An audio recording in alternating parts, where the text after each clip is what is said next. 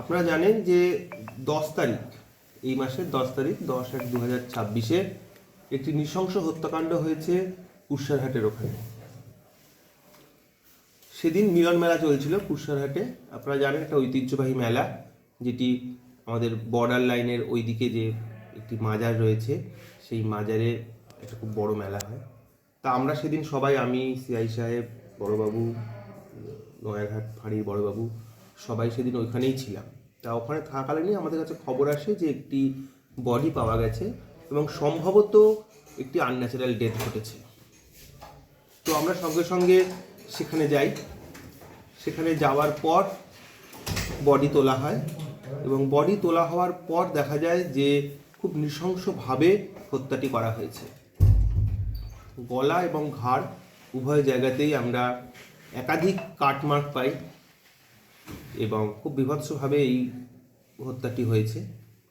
তা স্বাভাবিকভাবেই সেখানে কোনো সিসিটিভি ছিল না, বা যতদূর মনে হচ্ছিল আগের দিন রাত্রে হয়েছে এবং প্রত্যন্ত জায়গা এবং সম্পূর্ণটাই ফাঁকা জায়গা ছিল, একটি শ্মশান। আমরা পরবর্তীকালে যখন খোঁজ নিই যে ব্যক্তিটি কে, তখন জানতে পারি যে একজন অজ্ঞাত পরিচয় ব্যক্তি। শ্মশানেই দীর্ঘদিন ধরে তিনি রয়েছেন, প্রায় 1 বছরের ওপর ধরে তিনি শ্মশানেই থাকেন এবং সম্ভবত মানসিক ভারসাম্যহীন বলেই সেখানকার স্থানীয় মানুষ আমাদেরকে জানান। তা আমরা খুব আশ্চর্য হয়ে যাই যে কেন এইরকমভাবে একজন ব্যক্তিকে কেউ খুন করতে পারে, যেখানে কোনো মোটিভই খুঁজে পাওয়া যাচ্ছে না। যাই হোক, আমরা যেহেতু কোনো টেকনিক্যাল সোর্স আমরা পাইনি, অর্থাৎ সিসিটিভি বা কিছু আমরা পাইনি, তাই আমরা ম্যানুয়াল সোর্স লাগাই। আমাদের সেই বিশ্বস্ত সূত্রে আমরা খবর পাই যে একজন ব্যক্তি এই কাণ্ডটি ঘটিয়েছে। তো তাকে অ্যারেস্ট করা হয়। অ্যারেস্ট করার পর তার কাছ থেকে জানা যায় যে সে স্বীকার করে যে এই হত্যাকাণ্ডটি সে ঘটিয়েছে। এবং সবচেয়ে যেটা আশ্চর্য সেটা হচ্ছে এই হত্যাকাণ্ডটি ঘটানোর পেছনে তার সেরকম কোনো উদ্দেশ্য ছিল না, জাস্ট খুন করার জন্য খুনটি করা হয়েছে।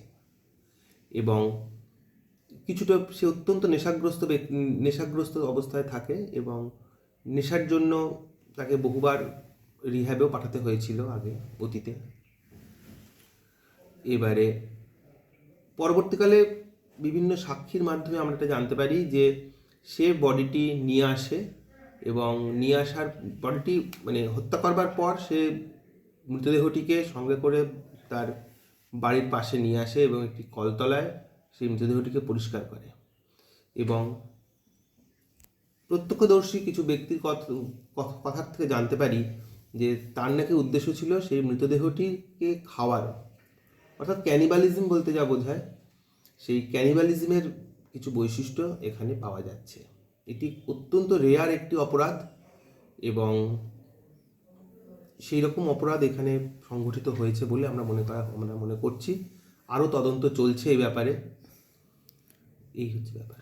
এর আগে কি এরকম কোনো ঘটনা ঘটেছে? না, এর আগে সেরকম কোনো ঘটনা, কোনো এর এগেনস্টে কোনো পুলিশ কমপ্লেন হয়নি। স্বপ্নে বা কিছু দেখতে পেয়েছি বা স্বপ্নাদেশটা এইটা এর কথাবার্তা অত্যন্ত খাপছাড়া, অসংলগ্ন। সুতরাং একবার বলছে যে কেউ বলেছে, কিন্তু কে বলেছে, কি বৃত্তান্ত, সেসব কিছু নয়। এই রকমের কিছু সমস্যা রয়েছে। নেশা করে করে এর কিছু মস্তিষ্ক বিকৃতির আভাস আমরা পেয়েছি, কিন্তু কোনোভাবেই একে পাগল বলা চলে না, কারণ এর কোনো, আমরা তো ওখানে পাগল বলতে পারি না, বা তোমার ডাক্তার বলছে, কোনো ডাক্তারি কোনো কাগজপত্র, এর পাগল হিসেবে কোনো ডাক্তারি কাগজপত্র নেই। পূর্বে কোনো অপরাধের পূর্বে কোনো রিপোর্টেড অপরাধ নেই। রিপোর্টের অপরাধ কতদিনের পুলিশ হেফাজত? কতদিন? 7 দিন দিল, 4 দিনে পাওয়া গেছে। স্যার কী নাম আছে? ওর নাম আছে হচ্ছে ফিরদৌস আলম। এর বাড়ি হচ্ছে গিয়ে আপনার থরাইখানা। যার মৃত্যু হলো তার বাড়ি কোথায়? অজ্ঞাত পরিচয় ব্যক্তি বললামই তো। 1 বছরের উপর ধরে ওই কুশারহাটের ওখানে যে শ্মশান, সেই শ্মশানেই সে থাকতো। ওকে চয়েস করলো কেন? ওকেই মারবে বলে? সহজ টার্গেট। আমি তো বললাম এটা মানে মার্ডার ফর মার্ডার, কোনো আলাদা কোনো মোটিভ নেই। ওই ব্যক্তির বাড়ি কোথায় ছিল এই ধরনের কিছুই জানা নাই। আমরা সব করেছি, যত অল কনসার্ন মেসেজ করেছি। কেউ যদি পরিচিত জানায় যে পরিচিত, তার পরিচিত ব্যক্তি বা তার অ্যাড্রেস বলতে পারে, তখন জানা যাবে। এখনো পর্যন্ত আমরা এর কোনো পরিচয় খুঁজে পাইনি। বাংলা হান্টের আরও খবর দেখতে নজর রাখুন। বাংলা খবর মানেই বাংলা হান্ট।